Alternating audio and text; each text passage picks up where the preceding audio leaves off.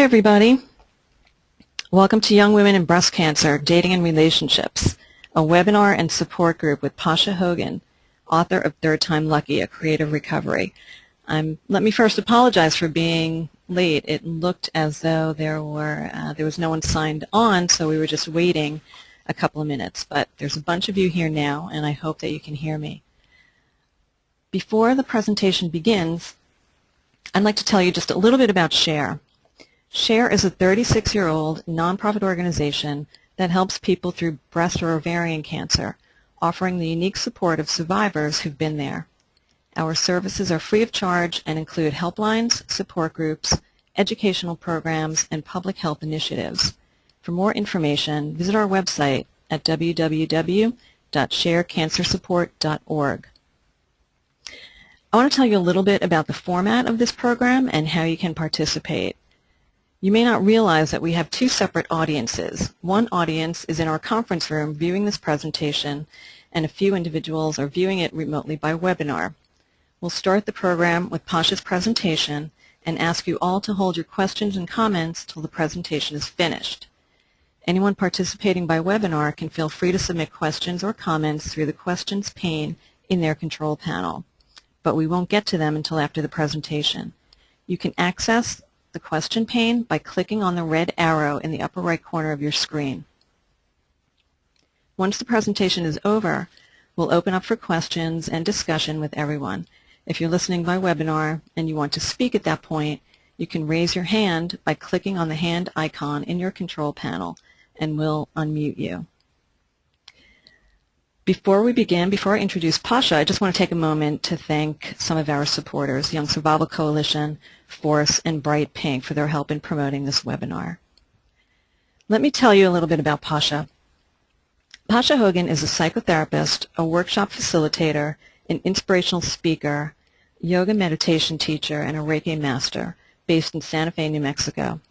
Pasha holds a degree in business studies from Waterford Institute of Technology in Ireland and worked in the corporate insurance sector in New York, London, and Dublin.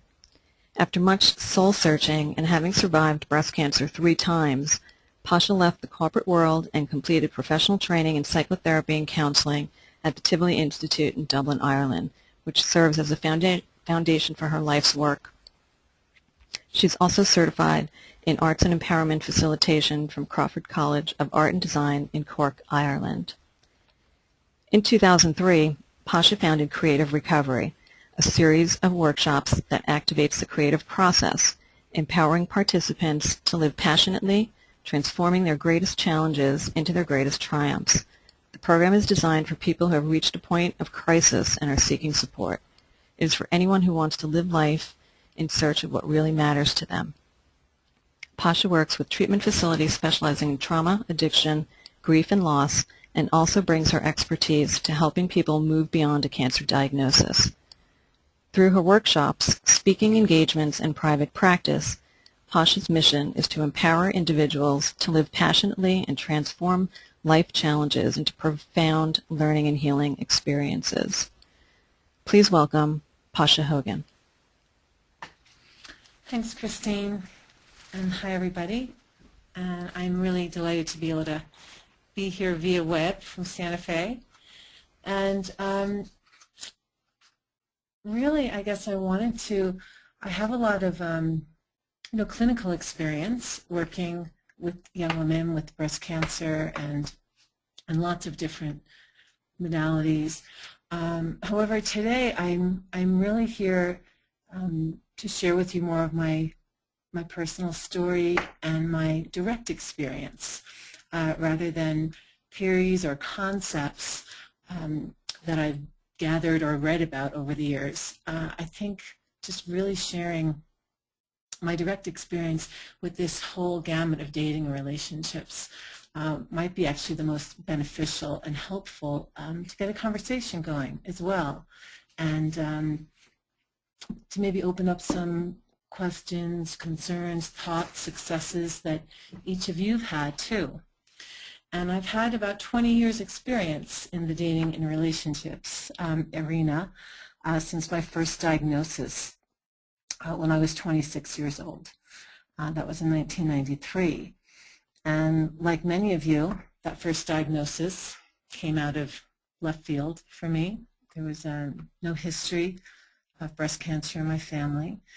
And I really dealt with it by not dealing with it, to be quite honest with you at that time. I had a lumpectomy and some chemotherapy, but I did not lose my hair that time. And for everybody else around me, that was a great relief. And for me at the time too, because I didn't look like I had breast cancer. And I was in a relationship at that time. And of course, my first thought was, oh no, he's going to leave me. He was 26 too. We were both just having fun, living and working in London at the time. And that was a huge, huge fear at the very beginning. And it was really interesting what happened, because as I finished my treatment and started to feel better, I started to throw myself into work, so happy to be alive and feeling almost invincible at that point. And again, I never looked like I had cancer. You couldn't tell. I had small breasts to start with, and the lumpectomy, cosmetically, it really looked fine. So the only real change I made at that time was by getting out of that relationship, and that was my choice, because I felt that life was too short to be in something that wasn't working or that I wasn't entirely happy in. And actually the diagnosis, that first diagnosis, helped me to really go inside and ask some questions about, well, what did I want out of life? What did I want out of a relationship? And if it wasn't making me entirely happy, maybe it was time to take the risk and to move on. So that was probably one of the biggest changes that I made that first time around, as well as moving to Ireland to be closer to my family. And I was pretty much just keen on working my way up the corporate ladder at that point. And I was completely shocked when a couple of years later, 3 years later, when I was 29, I had another recurrence of breast cancer. And this time, again, my reaction really was, what am I going to tell my boss? I had just moved there, got a new job, and I even asked my boss to bring in insurance files to the hospital. And I walked out of the hospital with this tiny prosthesis as they removed half of my breast that time, and a huge bundle of insurance files in the other arm, totally unaware of just how out of balance my life really was at that point. And those first 2 times, I pretty much kept it to myself about the breast cancer. I didn't know any other young woman who had breast cancer at that point. I went to one support group, and all the women were old enough to be my mother or my grandmother. And I felt completely out of place, and I decided it just wasn't for me. I was going to race through this. It wasn't going to get me down, and I was just going to start working my way up. And that's what I did, until on a quick break from work, I went to the breast clinic in Dublin, and it was there I discovered that there was a third diagnosis, another recurrence. And this time I was 31 years old. And this time I got it. I got it that I couldn't keep running and getting all my value, my affirmation for my life from the outside, from my work, from looking good on the outside or not telling people. So that time, that was my lucky break, I call it, actually, that third time. Because that time I stopped and I realized I couldn't outrun this anymore. And it was an aggressive cancer, so we treated it very aggressively that time. And I had a full mastectomy, and I decided not to have reconstruction for a variety of reasons. And one reason was that after the second occurrence of cancer, after a while, after about a year, I had some saline implants put in both breasts to balance everything out. And my body rejected the implants. So I was one of those, I think, 7%. So I was in a lot of pain with that. So it wasn't really an option for me, and I didn't discover that for many years later. But however, I'm 31 years old, single at the time as well. And my question that time really was, how long do I have to live? And I need to really look at this. And then when I started to realize that, well, it's looking like I'm going to live for a while, as long as I know. Then it was, okay, I'm 31 and single. Am I ever going to meet anybody? Am I ever going to be in a relationship again? Am I ever going to have sex again? I couldn't even imagine it. And it was terrifying to me at that time because I slowed down enough to feel what I was feeling. And a lot of what I was feeling at that time was fear. But also in that slowing down, I decided that I needed to have a relationship with the cancer, that I couldn't outrun it anymore, that it was maybe trying to tell me something or show me something. And that was a gift, to be able to slow down and have a relationship with what was actually happening to my body. So instead of feeling like it was happening to me, I began to participate with it. And I'm sure as many of you know and have experienced things like hair loss or losing a part of your breast or having implants in your breast, it's also alien. And trying to slow down enough to say, wow, I'm not my hair, I'm not my breast. Who am I? Who's feeling this? And that was really a whole lifestyle, a start of a lifestyle change for me. And that's when I started psychotherapy training and doing a lot of self-inquiry, leaving corporate world after a long process. It didn't happen overnight. And that was really wonderful. And yet the same question, even after a couple of years, came up, was, okay, dating. All right, I feel good now. A couple of years later, I'm feeling great. And the word dating, I have to tell you, would practically put the fear of God in me before I had breast cancer. It was never something that I was very comfortable with. So the thought of dating with no breast, getting out on the kind of single scene in Dublin was just terrifying to me. And it was really interesting because what I asked people to consider is, and I guess I'll ask you to consider it too, what's been your relationship with dating before cancer? I mean, is it something you enjoyed, something you like to do?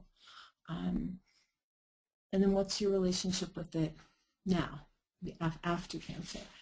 And not just dating, this is just about dating, about relationships too, of being in a relationship and being comfortable in our bodies and being comfortable with who we are. Because after a long time I realized that I never had a very comfortable relationship with dating, but it was exacerbated by having had breast cancer and just one breast. So I would sit around the table with my girlfriends, none of whom had had cancer at the time, thankfully for them, and we would come up with all kinds of stories or lines. When do you tell? Right, that was the big question. When do you tell, and how do you tell? Right, so we go back and forth between those. When do you tell? How do you tell? Constantly, and it was quite entertaining, some of the things we came up with, but I was taking it very, very seriously. And some things we came up with were, okay, you should, don't tell until the third date. That's it. The third date, you kind of know by then. Or another one was, well, tell them straight away, get it over with. Just tell them first time, that's it. Other ones were, well, maybe they won't notice for a while. That was a little scary. They wouldn't notice, okay.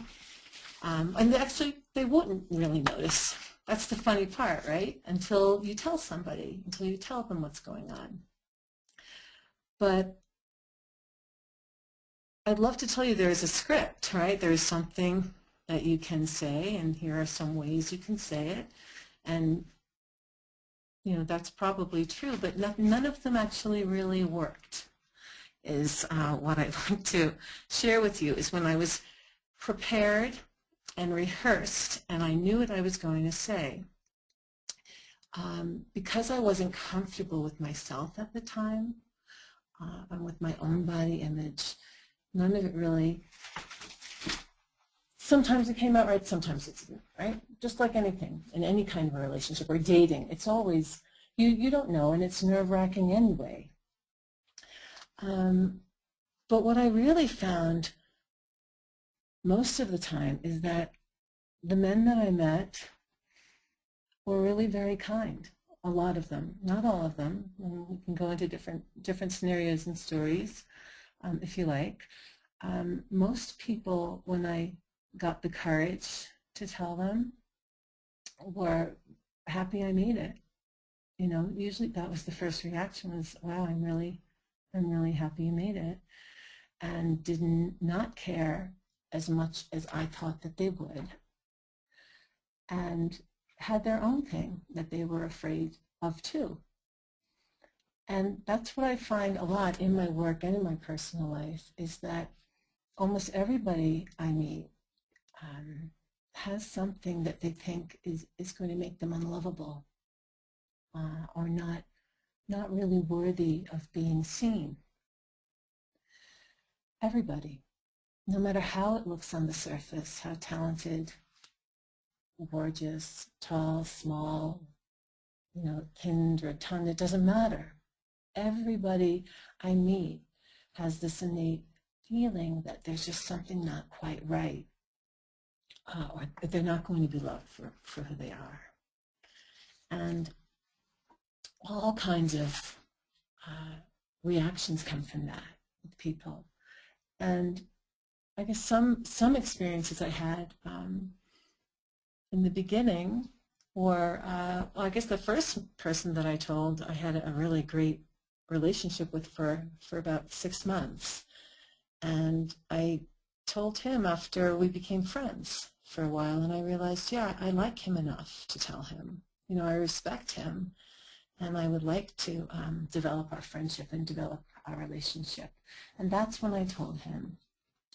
And it was a really positive, beautiful experience.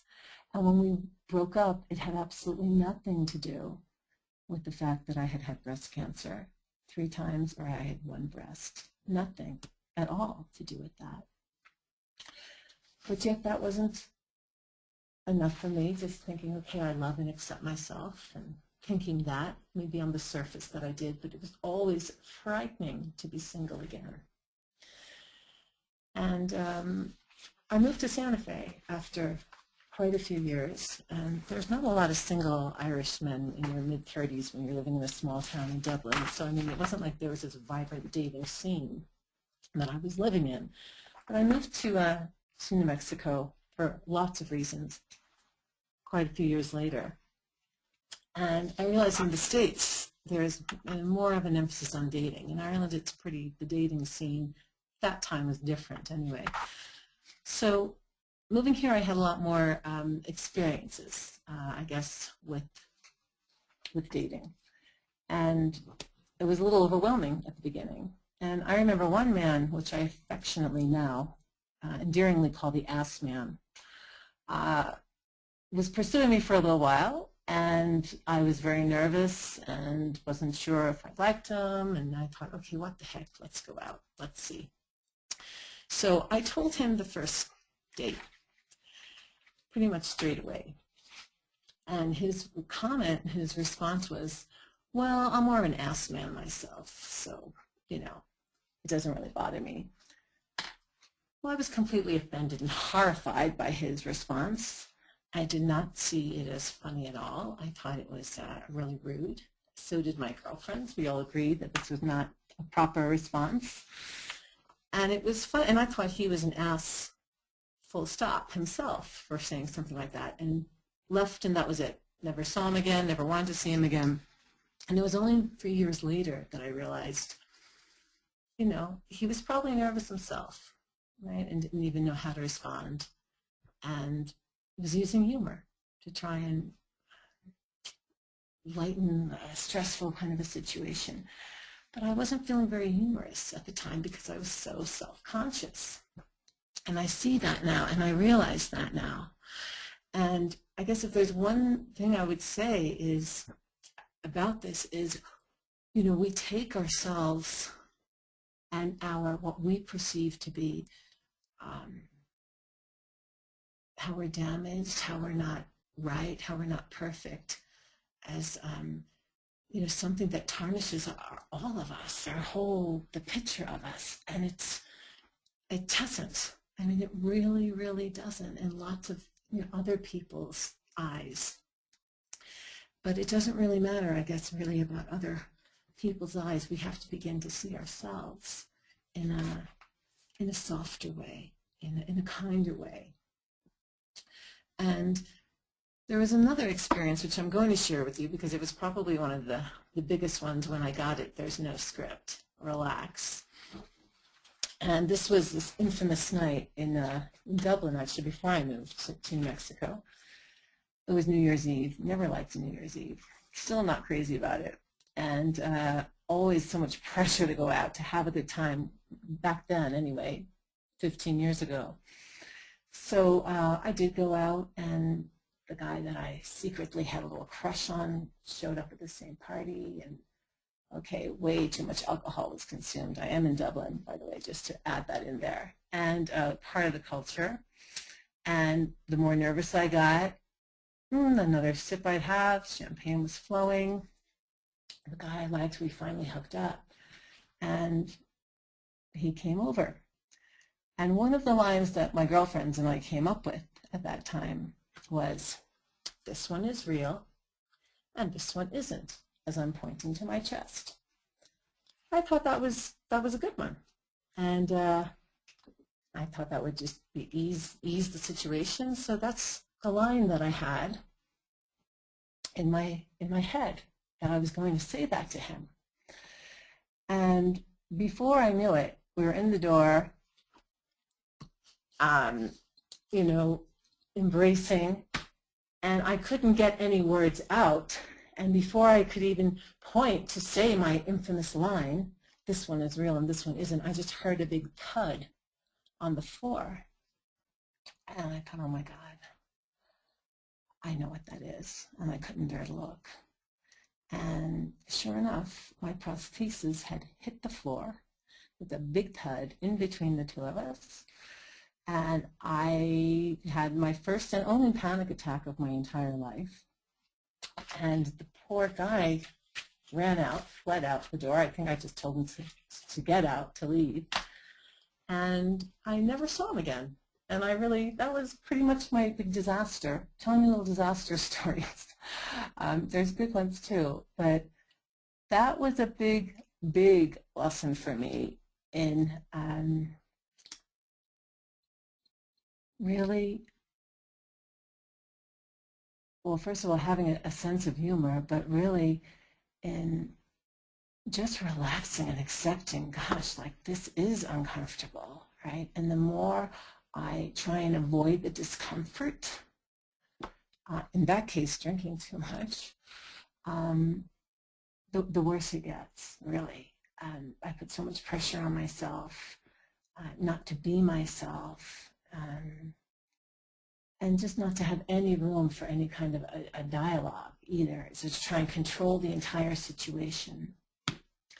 And that was the last time anything like that ever happened, 15 years ago, I'm happy to say. But it's all to do with really learning how, I think, to love ourselves, even in the awkward moments, when we're not sure of ourselves, when we're feeling a little wounded or a little bruised. And I began to realize that was a big time of doing a lot of deep inquiry work on myself and learning how to start loving myself and accepting myself, all of myself. And I want to share with you, I have it up on my screen here, a brief poem by Derek Walcott that goes like this: "The time will come when with elation you will greet yourself arriving at your own door, in your own mirror, and each will smile at the other's welcome and say, 'Sit here, eat.' You will love again the stranger who was yourself. Give wine, give bread, give back your heart to itself, to the stranger who has loved you all your life, whom you ignored for another, who loves you by heart. Take down the love letters from the bookshelf, the photographs, the desperate notes. Peel your own image from the mirror. Sit, feast on your life." And that was the big invitation that horrific experience at the time invited me into, was learning to love myself and see myself in a different way. And that's what I encourage and ask everybody who's here tonight to do, is even ask yourself, well, you know, what have you always loved about yourself, or liked or valued about yourself? What has having had this experience, shown you about yourself? Your strengths, your vulnerabilities, but not to reject any of them, to embrace all of them, and to know that you are worthy and lovable no matter what.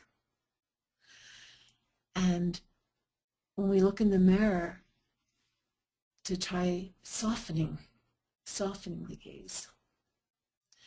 And by softening the gaze, I mean changing that critical eye, like, what's wrong with me today? When we're looking at our bodies, this isn't the way it used to be, or I'm uncomfortable with this, I don't like this.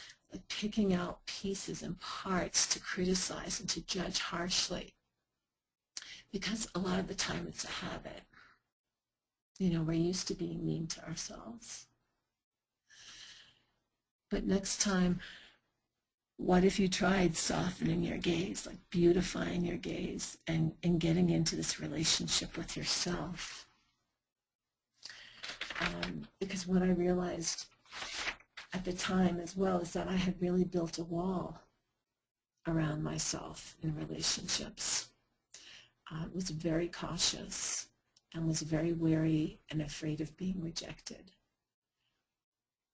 And what I was really doing was rejecting what was true and beautiful about myself, because I was hypersensitive to comments, really lost a sense of humor for a while around it. I didn't think it was funny at all. In retrospect, I see things differently. But there's really this not good enough syndrome. And I see now how I would bring that feeling into relationships too, unconsciously. And I realized that I was the only one who could bring that wall down by engaging in getting curious about what I wanted in a relationship, or not just staying in a relationship because somebody else liked me. And I did that too. Sometimes stayed in a relationship a little bit longer than was probably wise or healthy, because deep down, I believe I was afraid of being single again, and would come up with all kinds of reasons on the surface for that. But my self-esteem had really taken a hit.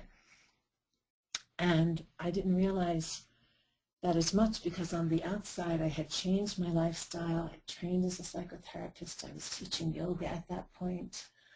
I was working with groups. I was doing a lot of work with other people as well.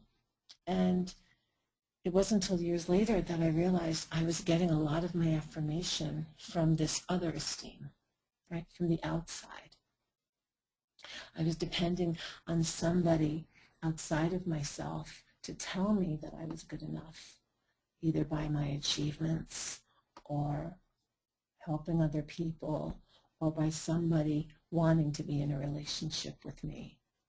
And weren't they great? Because after all, I had only had one breast, really, and wasn't that a great thing that they could see beyond that and see who I really was.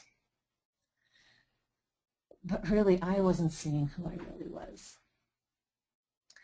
And really being able to admit that was difficult, and it was hard. But it's the only way I really feel to be in healthy relationships, dating, and having fun, enjoying life in a relationship or as a single person, is when we're not looking for somebody else to tell us we're okay. When we have a strong sense of who we are because we're curious about who we are. And asking questions like, well, what do you want from a relationship? What are you looking for?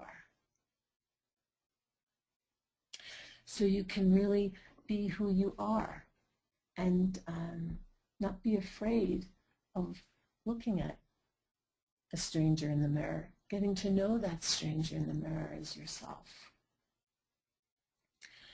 And that's a process. And we have to be willing to be curious about who we are. And a lot of the time, this self-esteem, this other esteem versus other esteem, you know, a lot of the time it's there long before a cancer diagnosis. And that's why at the beginning I was saying, well, you know, what's your attitude, your relationship to dating or to being in a relationship? What's it like before? Because usually we bring that with us, and it's just multiply it by 1,000, right? Because we're actually dealing with, you know, physical and emotional issues as well that come up from having a cancer diagnosis that everybody here knows. And I'm sure everybody has experiences and stories and helpful phrases or unhelpful phrases, you know, things that did and didn't work, which I'd love to hear about, you know, soon when I finish speaking. But that was the biggest thing for me, and if I could get that really across, is that really the relationship that we have with ourselves, that's how we show people how to treat us. And I learned that the hard way, a really hard way.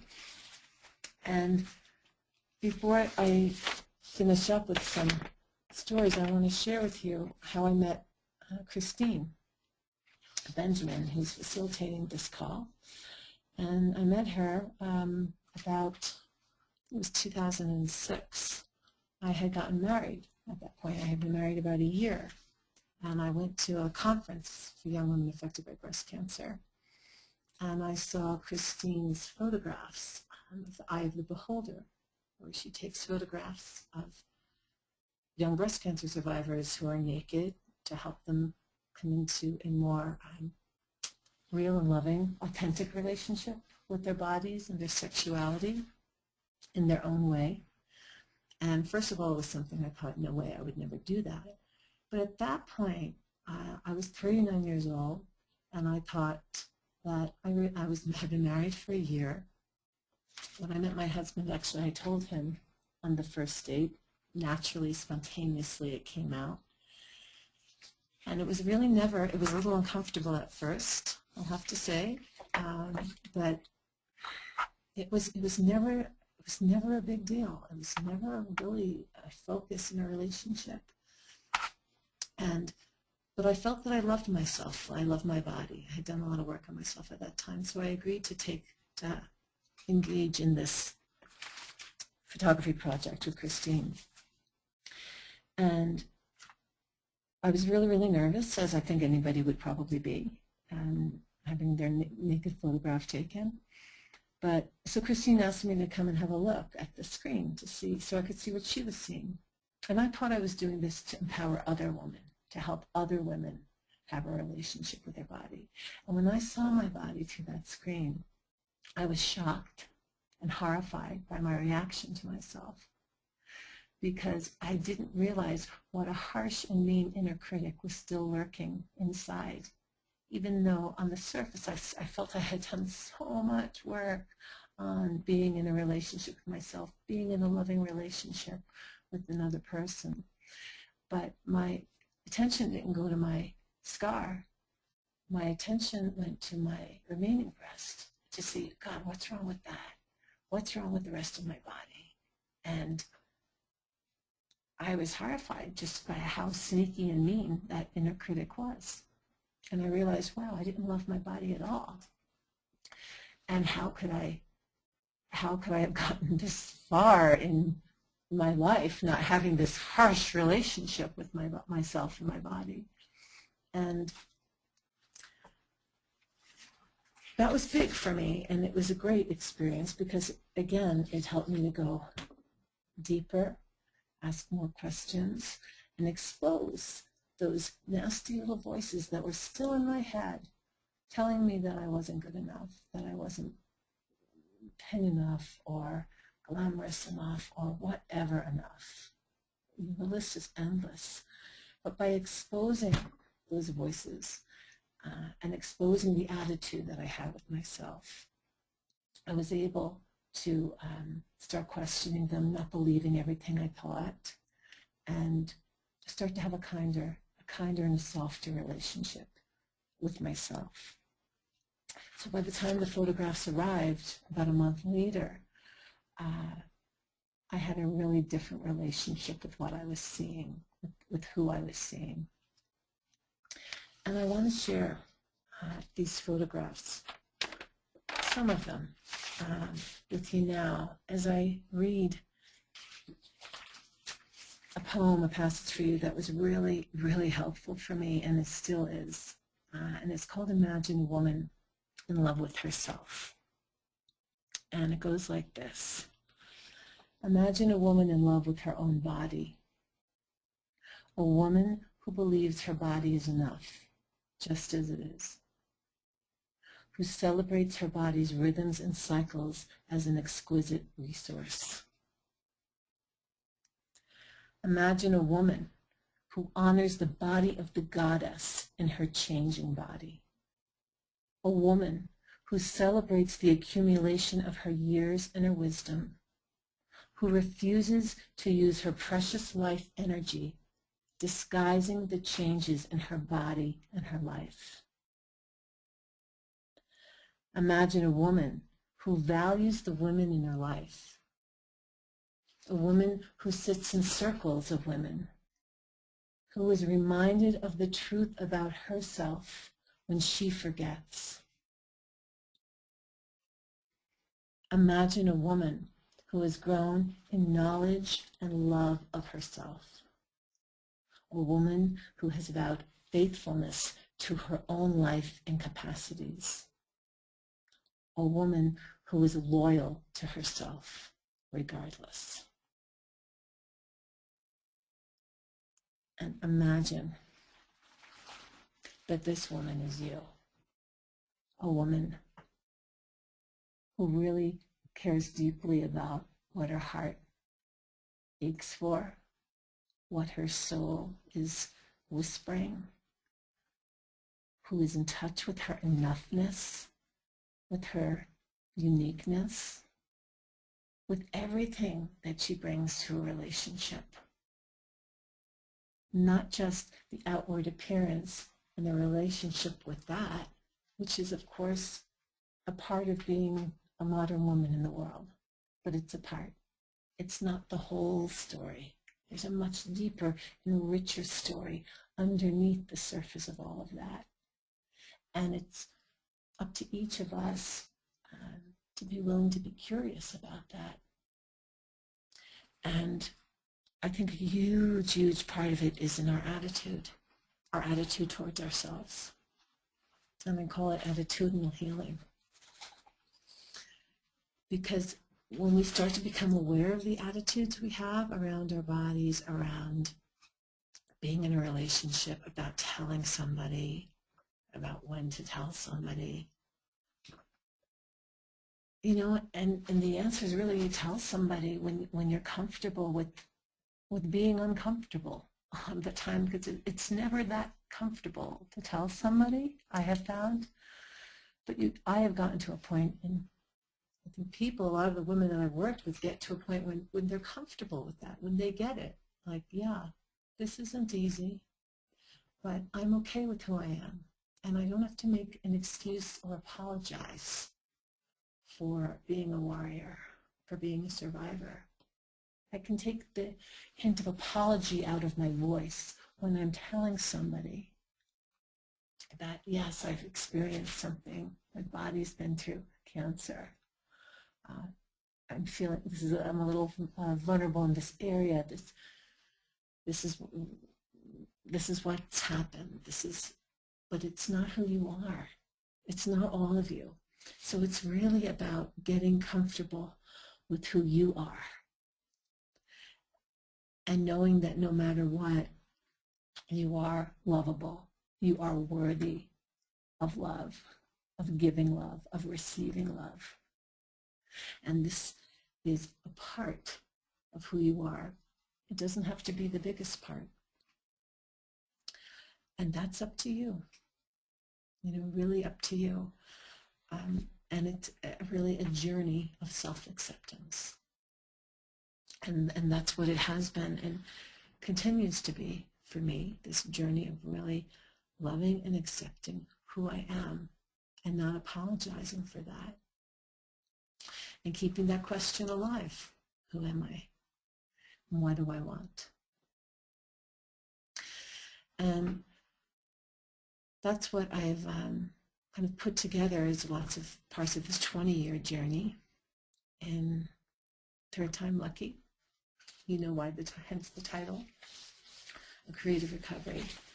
And would love to share lots of stories in there about dating and relationships inside of a chapter on it, because I thought it's what people would want to know in a lot of maybe embarrassing detail, but again, here's not to apologize for it, in a lot of detail, because I think we learn from each other, you know, and we show each other our strengths and our vulnerabilities, and I think that's where we can get our power from, and then develop our own sense of self and our own style and our own language and our own words, what feel comfortable for each of us is going to be different. And learning a script doesn't work, but the more we get to know ourselves in our own language, it can be just so empowering in every aspect of our lives, especially in the relationship that we have with ourselves. So I'm talking for a while. I'm going to wrap it up now so we can hopefully get some comments, questions. Maybe people would like to share some of their experiences. And I'll also invite you to check out my website. It's up there. It's just my name, PashaHogan.com. And I'm excited to say the book will be released on Valentine's Day, February 14th, through my website. I believe it's available through Amazon right now, but which I just found out today. But I'd invite you to come to my website and check it out. And I'm always open to emails and questions, comments, and thank you all for your attention and time for listening. And I hope to listen to some of you now. So thank you, Pasha. That was great. You're welcome. So if anyone has a question, you can submit those now, or you may be able to, I may be able to unmute you, and you may be able to talk. So let me try that.